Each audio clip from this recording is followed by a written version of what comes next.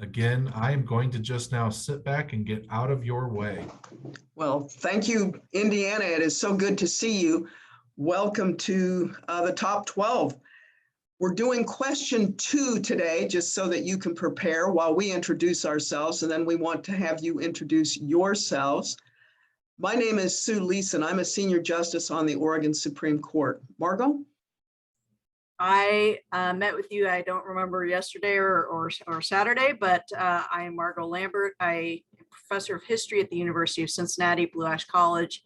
And yes, I grew up in Hamilton County. Tandy?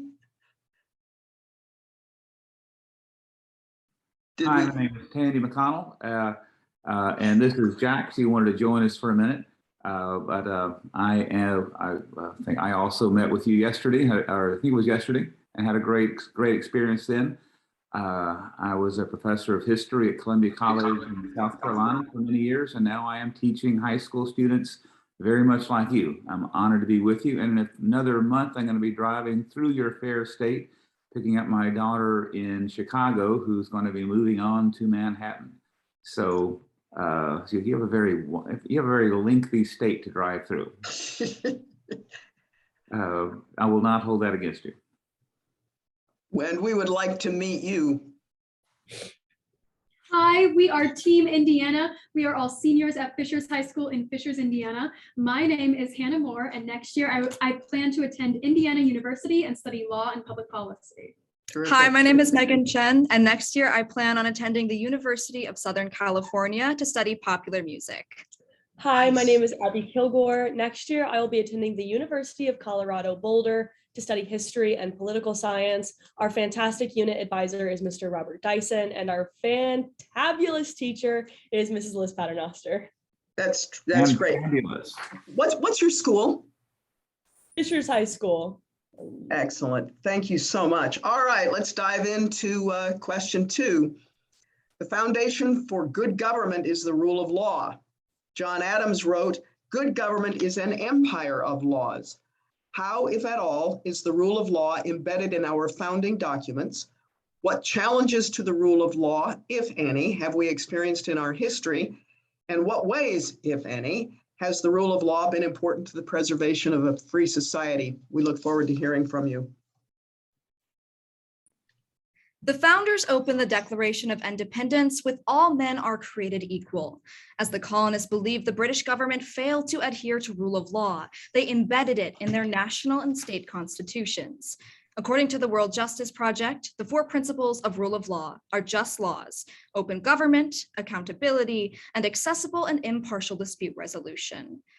Just laws can be found in Vermont's first state constitution. In Section 9 of the Declaration of Rights, the Constitution declares that residents are not bound by any law but the ones they have assented to for their common good.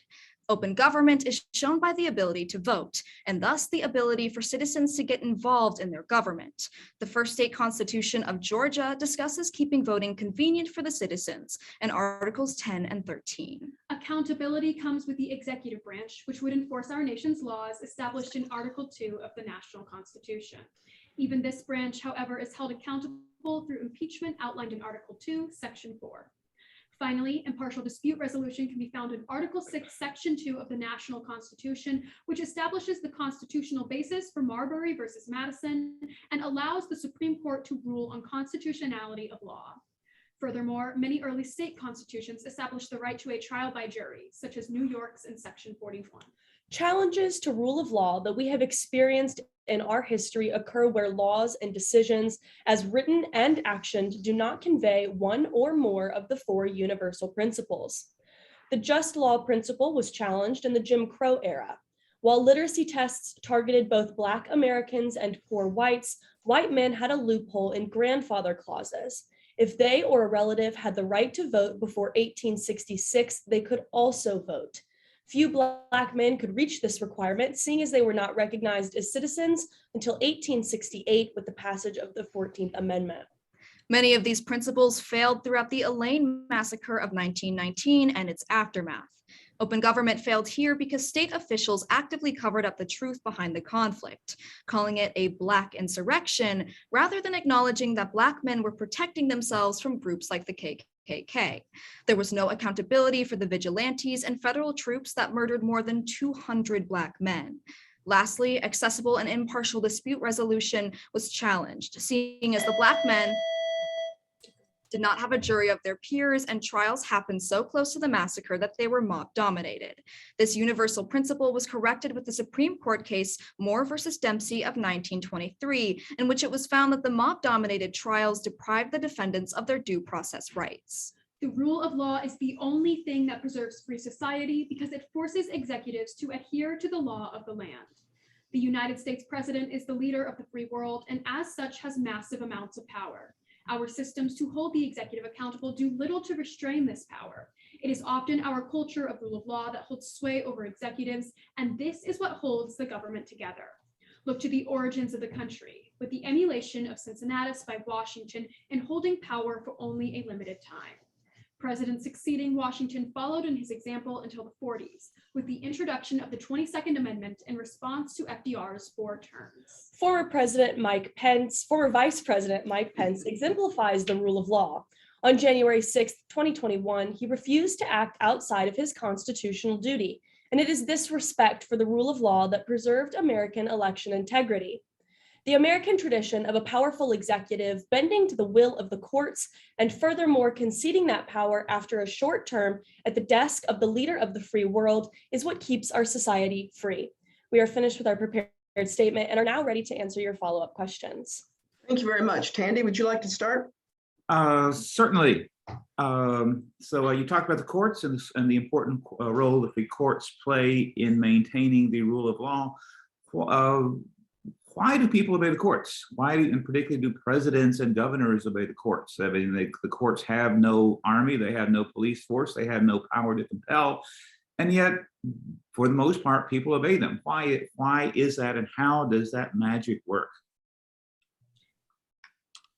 I think part of the reason that the magic works is because throughout history, you've seen examples where Congress actually follows Supreme Court decisions first. We see this with United States v. Fisher of 1805, and then very soon after that, Marbury versus Madison, where we expand the idea of necessary and proper. And then we can see that the Congress, House and Senate have both followed through with those and used those routinely. So when we see an example set by one branch, then other branches can follow. And of course, then the people and states with our system of dual sovereignty will also follow.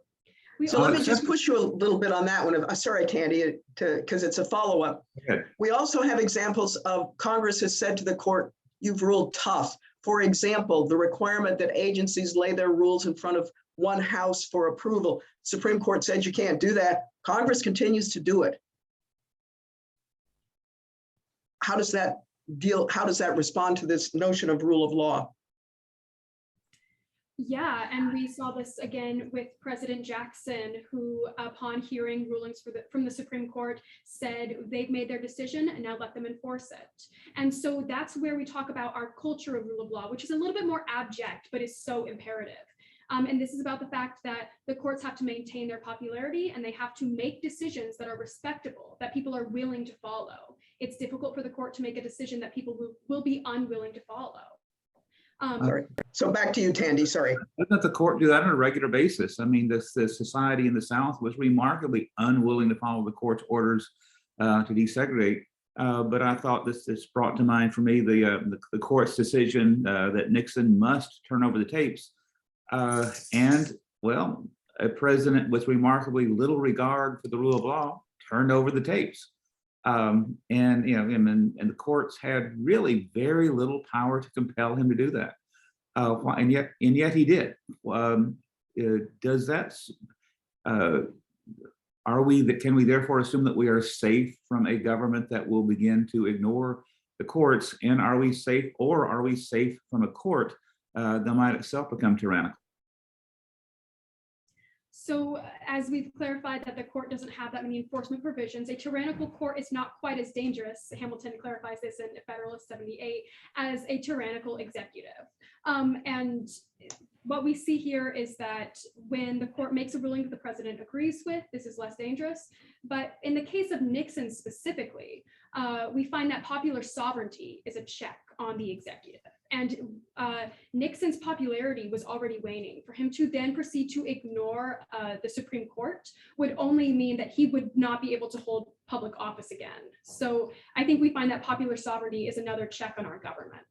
And we can also see this same exact principle reflected with the courts trying to maintain their own legitimacy. And this is especially being seen with recent cases on abortion, where the Supreme Court is doing as much as it possibly can to avoid ruling on abortion specifically, and it's trying to rule on private enforcement or other versions of that law that can be ruled on that won't necessarily lose the Supreme Court's legitimacy because people disagree with this controversial opinion. It's directly on the docket in June. The opinion's going to be handed down in June.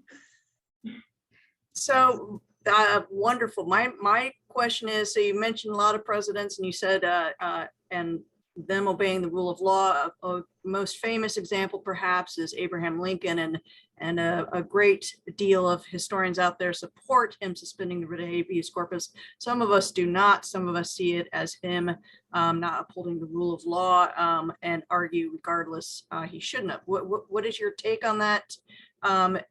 Was that acceptable? Is it ever acceptable? What do you think?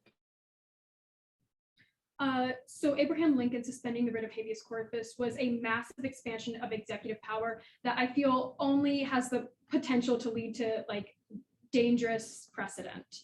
But we also see this corrected in Ex parte Milligan, and the Supreme Court does later come back and say he should not have done this, which I think is very helpful in preserving precedent on this matter.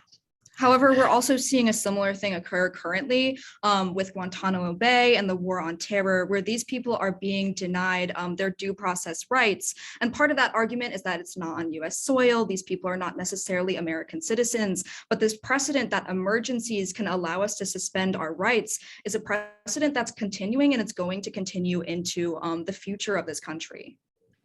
Does it make a difference? Hey, we don't like those people who are in Guantanamo Bay, whereas there are other people that we do like. Does the unpopularity of the targets of depriving them of due process make a difference? No, and that's the significance of rule of law. We are not ruled by man, and we should not be ruled by the popular sways of the people from time to time. We have laws and we should follow them, and we need to apply them equally to everyone, regardless of whether or not we like them. And we understand, sorry. So doesn't that contradict the argument that the court also has to maintain its legitimacy by not going too far beyond the bounds of what the people will accept? Yes, it does. So the rule of law perfectly in theory would be able, the courts would always be upholding the rule of law. But in practice, they aren't necessarily always able to do so. And that is a flaw in our system. And I think this is where civic virtue comes into play. We have to understand as a country that not everything is going to be written on the books. We have to play our own part ourselves, and understanding that it's easy to protect those people that we do like, but it's much more difficult to protect those people that we don't like. For example, when we look to World War II, the case Korematsu, in which Japanese internment was justified, and a lot of the American public was really in support of this. The protection of rights really has the potential to fail when people don't have the civic virtue to see beyond us and them and their own emotions and fear. In your opening presentation, you gave us a 4-factor framework for analyzing the rule of law. In our conversation so far, there hasn't been a single reference to those 4 factors. So I'm wondering how they work in practice. Let me give you one example, because I want to go back and apply your 4 factors. The Supreme Court shadow docket, where it's deciding opinions without giving any reasoning. And well, Chief Justice Roberts' dissent in the most recent shadow docket case probably says it all. But how do you deal with a fact like that in our political system? In the framework of your 4 factors: just law, open government, accountability, and dispute resolution? Yes, so we see this most directly applied in open government and also accessible and impartial dispute resolution. Obviously, since the court is a part of our government, but is making decisions in the shadows, not justifying them to the people, then that's not going to fulfill that open government principle of rule of law. Okay, so what do we do about that? We can get rid of the shadow docket. but How? I mean, this, and I'm interrupting because that's a Supreme Court rule that allows it. So what can we do about that? So this is where the question comes, how much are we willing to preserve the rule of law? Another example might be FBI v. Fazaga or surveillance in general. Surveillance is contradictory to the open government principle of rule of law. But we still have to do it because we have to preserve our nation's security. When it comes to the shadow docket, there are still justifications for it because we have to keep our courts moving. If the court's not in session and it still needs to rule on something. So it's at that point where we have to decide whether we're prioritizing the rule of law. The shadow docket was used during an open session of court this very term about 3 weeks ago. It's not something that was used only because the court wasn't in session. So I want to push you because I really think you've got a good answer here. Yeah, so here we apply Article 3, Section 1 of the Constitution, the Good Behavior Clause, in which we have to hold our justices accountable. Another thing that we could use here is the amendment process. If it was used through a Supreme Court case, that is what allows the shadow docket. You can go through the amendment process. However, we haven't seen it used very recently. There is that outlined in Article 5 that you can have amendments, and in some cases they can override Supreme Court decisions. Tandy, Margot, go ahead. I just want to ask about, talking about the Supreme Court, how do we get back to, they obviously have a great deal of power right now. How do we kind of reestablish equality among the branches? Or not? Or not. Thank you so much. You're saved by the bell, if you will. Margot, would you like to start with feedback? Yes, I will. I just want to say wonderful to see you again. You guys were terrific as you were ever. I thought Judge Leeson really, threw you some curveballs. Some of them were spitballs, and you guys handled it with aplomb and coolness under, grace under pressure, and that was very well done. I really feel like your reasoning, your examples, I really like the state constitution, the citing the state constitution, your investigation into that, especially being an early American historian. I just thought it was very, very well done. And as I said, there were tense moments, and you all rose to the occasion. Thank you. Yeah. I would follow up and saying that absolutely, it was a wonderful conversation. Yesterday, when you gave very much the same thing, you mentioned the Elaine massacre, and you left all three of us scurry to look up and find out what that was, and then Moore v. Dempsey. So you cited an event, you cited it properly and effectively. I was impressed by that. In those cases, I'm going to put on when I'm editing a document, I would say, always give the reader an out by giving even the smallest phrase, any event that occurred here and when, and just, in a phrase, what happened. That would save us feeling totally ignorant about ourselves. But that was, when we looked it up, it was like, yes, that is exactly what we were talking about. That was a perfect example of that. A question I would like answered also, what is exactly this empire of laws, that phrase that's thrown into the original question that seems to beg for an answer? What did the writer mean by that? But in terms of organization, in terms of your use of the 4 principles in your presentation, it was an outstanding discussion with outstanding use of evidence and supporting arguments and reasoning. So I had it was just wonderful. I did not intend to throw spitballs. Those are illegal. People can be thrown out of the game for those. And I almost feel like I shouldn't even Forgive me. presentation. I'm old school baseball. We have the oldest professional baseball team in the country, so that's where I'm coming from. Forgive me. Okay. Well, I did not mean to throw a spitball. I meant to challenge 4 women who I find very intelligent and very well prepared, and I thought did a terrific job. If I would push you anywhere, is I think you have another great ally in your presentation. It's the whole Madisonian model. go back to Federalist 51. Madison really thought he could solve some of these problems with the way the institutions are pitted against each other so that we wouldn't have to worry about some of the things happening that are happening. And I think if he were to come back today, he would say, Congress, get your act together. You have political responses to some of what's going on in the executive branch and the judicial branch. So you're not asserting your power, and you have a duty to the rule of law, just like the other branches do.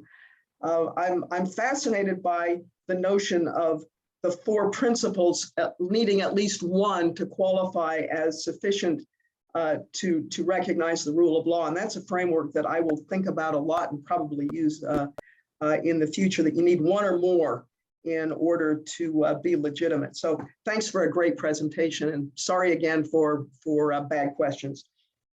I didn't mean they were bad. All I meant was they were tough. They were tough. So forgive me for my misrepresentation, but thank you, commissioners. Thanks, Indiana. My colleagues and I just want to say thank you so much for judging.